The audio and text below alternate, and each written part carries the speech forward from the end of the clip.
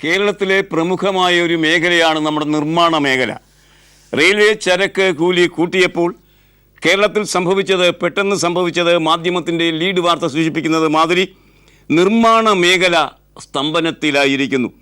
ചരക്ക് കൂലി വർധനയുടെ മറവിൽ പകൽ കൊള്ള, സിമന്റ് വില കുത്തനെ കൂടി. MKM ജാഫർ അത് കൊച്ചിയിൽ നിന്ന് റിപ്പോർട്ട് ചെയ്യുന്നത് ഇങ്ങനെ: റെയിൽവേ ചരക്ക് കടത്തുകൂലി വർധനവിൻ്റെ പേരിൽ സംസ്ഥാനത്ത് സിമന്റ് വില കുത്തനെ കൂടി.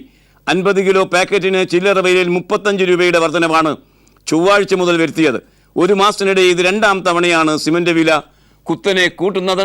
ഇപ്രകാരം അത് കൂടുന്നത് വഴി കേരളത്തിൽ നിർമ്മാണ മേഖല സ്തംഭനത്തിലേക്ക് പോകുന്നു എന്ന് പറഞ്ഞാൽ പുറമേ നിന്ന് വന്നിരിക്കുന്ന തൊഴിലാളികളടക്കം വലിയൊരു വിഭാഗം തൊഴിലാളികൾക്ക് ഇവിടെ തൊഴിലില്ലാതാകുന്ന ഒരു സാഹചര്യം സംജാതമാകാൻ പോകുന്നു എന്നാണ് മാധ്യമത്തിൻ്റെ ഈ വാർത്ത നമ്മോട് പറയുന്നത്.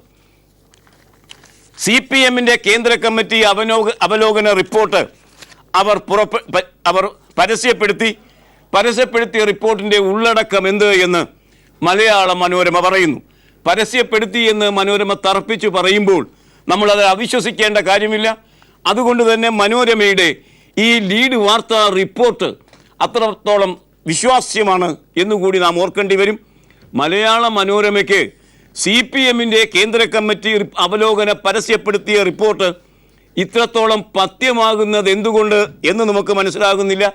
CPMൻ്റെ ആ റിപ്പോർട്ടിൻ്റെ ഉള്ളടക്കത്തെ സംബന്ധിച്ച വിവരങ്ങൾ ഇന്ന് നമുക്ക് തരുന്ന ഏക പത്രം മലയാള മനോരമയാണ്.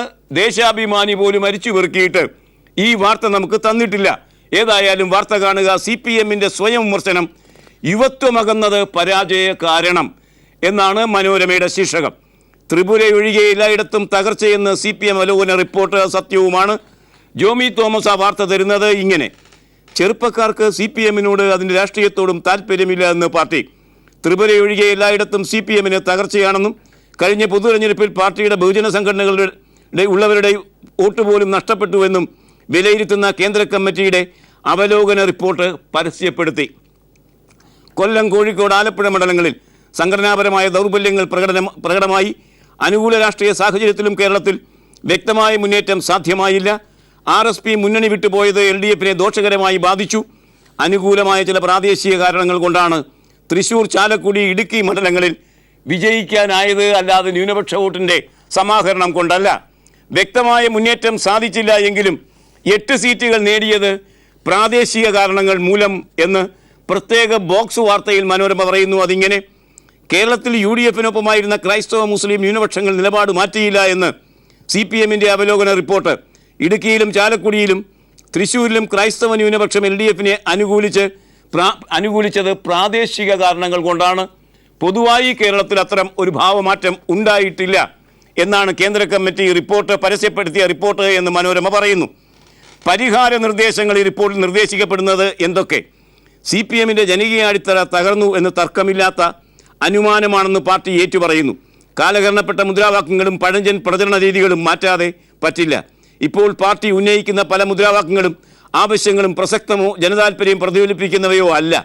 ഇടതു ബുദ്ധിജീവികളുമായും പുരോഗമന ചിന്താഗതിക്കാരായ വ്യക്തികളുമായും ബന്ധമുണ്ടാക്കുന്നതും പാർട്ടിയുടെ എല്ലാ തലങ്ങളിലും തിരുത്തലുകൾ വരുത്തുന്നതും ഉൾപ്പെടെയുള്ള പരിഹാര നടപടികളാണ് CC നിർദ്ദേശിക്കുന്നത് എന്ന് മനോരമ പറയുമ്പോൾ, പരസ്യപ്പെടുത്തിയ ആ റിപ്പോർട്ട് വായനക്കാരുടെ കയ്യിൽ, സാധാരണ ആളുകളുടെ കയ്യിൽ കിട്ടിയാൽ മാത്രമേ മനോരമയുടെ ഇക്കാര്യത്തിലുള്ള നിലപാടുകൾ ശരിയോ തെറ്റോ എന്ന് നമുക്ക് അന്തിമമായി പറയാൻ കഴിയുകയുള്ളൂ.